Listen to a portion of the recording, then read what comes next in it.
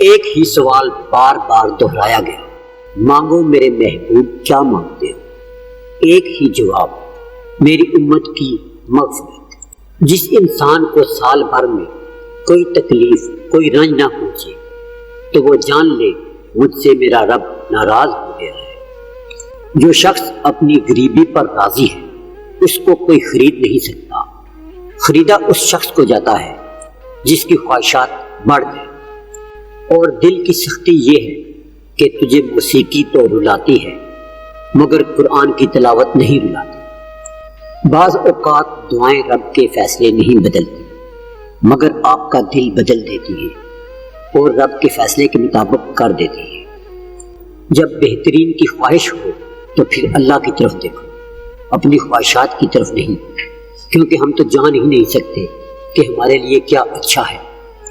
زندگی ایک بار ملتی ہے، اس کی قدر کریں۔ جن کو آپ کی قدر نہیں ان کے لیے اسے ضائع مت کریں۔ زندگی میں کبھی کوئی آپ کا کردار اٹھا کر چوک میں بھی لٹکا دے تب بھی اطمینان رکھیں۔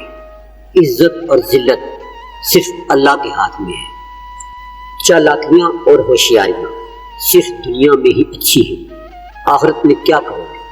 فرشتے تو سارا حساب لکھ کر بیٹھے ہیں۔ ایمان اور حیا دو ایسے پرندے ہیں کہ اگر ان میں سے ایک اڑ جائے تو دوسرا خود ہی اڑ جاتا ہے۔ سفر چاہے کسی انسان سے محبت کا ہو یا اللہ کی طرف ہجرت کا، مسافر وہی مقبول ہوتا ہے جو ایک در کا ہو۔ کچھ لوگوں کے پاس کچھ نہیں ہے، وہ پھر بھی مسکرا رہے ہوتے ہیں۔ جانتے ہو کیوں؟ کیونکہ وہ اللہ پاک سے اچھے کی امید رکھتے ہیں۔ کوئی آپ کو جتنا بھی برباد کرنے کی کوشش کر لے مگر جب تک اللہ کا ساتھ آپ کے ساتھ ہے کوئی بھی آپ کو برباد نہیں کر سکتا۔